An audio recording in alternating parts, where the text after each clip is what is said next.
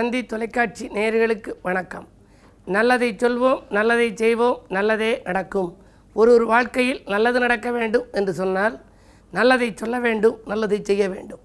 அந்த அடிப்படையில் இன்றைக்கு 14/2/2015 சனிக்கிழமை கேட்டை நட்சத்திரம் மதியம் 12:55 வரை, பிறகு மூலம் நட்சத்திரம்.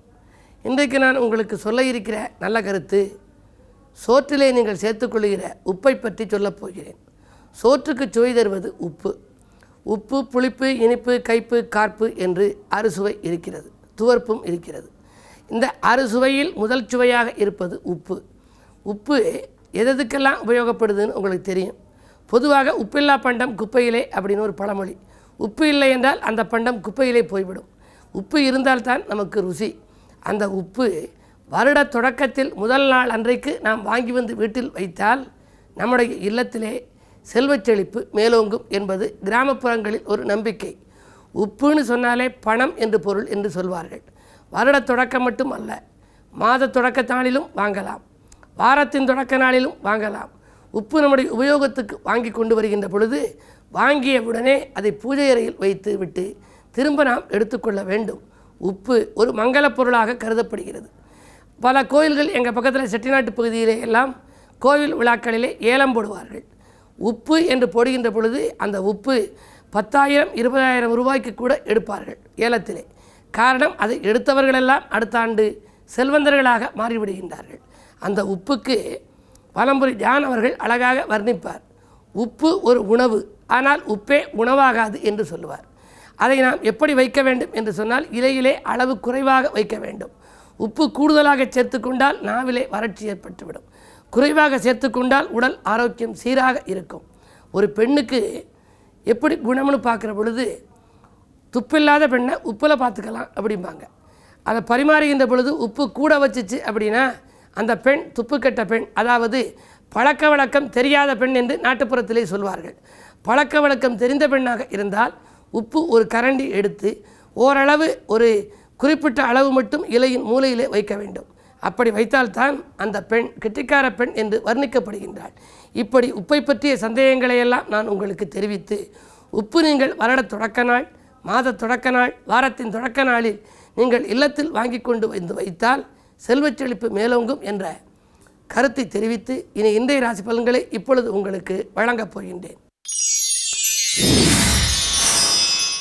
மேசராசி நேயர்களே, குழப்பங்கள் கூடுகின்ற நாள். கூட்டாளிகளால் உங்களுக்கு சிக்கல்கள் ஏற்படலாம். பண தேவைகள் கடைசி நேரத்தில் தான் பூர்த்தியாகும். விரயங்கள் கூடும். காரணம், இன்றைக்கு சந்திராஷ்டமம். எனவே சனிக்கிழமை என்பதால் சனியை வழிபட்டு சந்தோஷத்தை வரவழைத்துக் கொள்ளுங்கள். ரிஷபராசி நேயர்களே, மன உறுதியால் மற்றவர்களை ஆச்சரியப்பட வைக்கும் நாள் இன்றைக்கு. மாற்று கருத்துடையோர் மனம் மாறுவர். கூட்டு முயற்சிகளிலே லாபம் கிடைக்கும். ஆரோக்கியம் சீராகி ஆனந்தப்படுத்தும். கடன் சுமை குறையும். மிதுனராசி நேயர்களே, உங்களுக்கெல்லாம் விலையுயர்ந்த பொருட்களை வாங்கி மகிழும் நாள். வீட்டு தேவைகள் பூர்த்தியாகும். வருங்கால நலன்கிறது எடுத்த முயற்சிகளில் வெற்றி உண்டு. சொத்துக்கள் வாங்க விற்க உகந்த நாளாக இந்த நாளை கருதலாம். கடகராசி நேயர்களே, வரவு வந்தவுடன் செலவாகும் நாள். வழிபாட்டில் அதிக கவனம் செலுத்துங்கள். சனி 5இல் இருப்பதால் பிள்ளைகள் வழியில் ஒரு பெரும் தொகை செலவாக நேரிடலாம். ஊர் மாற்ற சிந்தனைகள் மேலோங்கும். புதிய ஒப்பந்தங்களில் கையெழுத்திடும் பொழுது யோசிப்பது நல்லது. சிம்மராசி நேயர்களே, உங்களுக்கெல்லாம் உறவினர் பகை உருவாகாமல் பார்த்துக்கொள்ள வேண்டிய நாள். உடனுக்குடன் வரவு வந்தாலும் கூட உடனுக்குடன் செலவும் வந்துவிடும். எனவே பண தேவைகள் உங்களுக்கு அதிகரித்து கொண்டே இருக்கும் நாளாக இந்த நாள் அமைகின்றது. கன்னிராசி நேயர்களே, பிள்ளைகளின் முன்னேற்றம் கருதி எடுத்த முயற்சிகளில் வெற்றி கிடைக்கும் நாள். பிரச்சனைகள் ஒவ்வொன்றாக நல்ல முடிவுக்கு வரும். செய்தொழிலில் லாபம் கிடைக்கும். சிறப்பான வாழ்க்கைக்கு அஸ்திவாரம் அமைத்துக் கொள்ளப் போகின்றீர்கள். பயணங்களாலும் உங்களுக்கு பலன் உண்டு. துலாம் ராசி நேயர்களே, உதிரி வருமானங்கள் பெருகும் நாள். உள்ளத்தில் ஒன்றும் உதட்டில் ஒன்றும் வைத்து பேசியவர்கள் உங்களை விட்டு விலகுவார்கள். குடும்ப சுமை கூடுதலாக இருக்கும். பயணங்களால் பலன் உண்டு. கொடுத்த வாக்கை கடைசி நேரத்தில் காப்பாற்றுவீர்கள். விருச்சிக ராசி நேயர்களே, தொட்ட காரியங்களில் வெற்றி கிடைக்கும் நாள். தொகை கேட்ட இடத்தில் இருந்து உங்களுக்கு வந்து சேரும். புதிய ஒப்பந்தங்கள் அதிகரிக்கும். தொழில் மாற்ற சிந்தனைகளும் உங்களுக்கு வந்து சேரலாம்.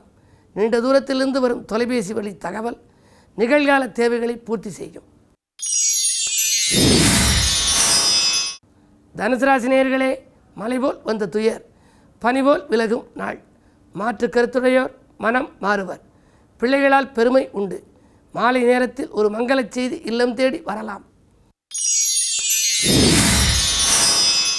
மகர ராசி நேயர்களே, புதனின் பலத்தால் பொருளாதார நிலை உயரும் நாள். புது முயற்சிகளில் உங்களுக்கு வெற்றி கிடைக்கும். வீடு மாற்றம், இடமாற்றம் பற்றிய சிந்தனை மேலோங்கும். திருமண முயற்சிகளில் அனுகூலம் உண்டு. பக்கத்து வீட்டாரின் பகை மாறும். கும்பராசி நேயர்களே, கரைந்த சேமிப்புகளை ஈடுகட்டும் நாள் இந்த நாள். கட்டிடப்பணி தொடரும். நூதன பொருட்களின் சேர்க்கையும் உண்டு. கிழமை சனி என்பதால் ஆலய வழிபாட்டில் ஆர்வம் காட்டுங்கள். இன்று சூரிய பலம் நன்றாக இருப்பதால் அரசியல்வாதிகளால் உங்களுக்கு ஒரு அனுகூலமான தகவல் வந்து சேரப்போகின்றது. தொழில் வளம் சிறப்பாகவே இருக்கும். மீனராசி நேயர்களே, உங்களுக்கெல்லாம் புகழ் மிக்கவர்களை சந்தித்து பொருளாதார நிலையை உயர்த்தி கொள்கின்ற நாள். இடம் வாங்க வேண்டும், வீடு வாங்க வேண்டும் என்ற அக்கறை செலுத்தியவர்களுக்கு இன்றைக்கு அது கைகூடும். பொருளாதார நிலை உயரும். நூதன பொருட்களின் சேர்க்கை உண்டு. மாலை நேரத்தில் மகிழ்ச்சி பயணமும் ஏற்படும். இந்த நாள் உங்களுக்கு ஒரு இனிய நாள். உடன்பிறப்புகள் உதவிக்கரம் நீட்டுவர்.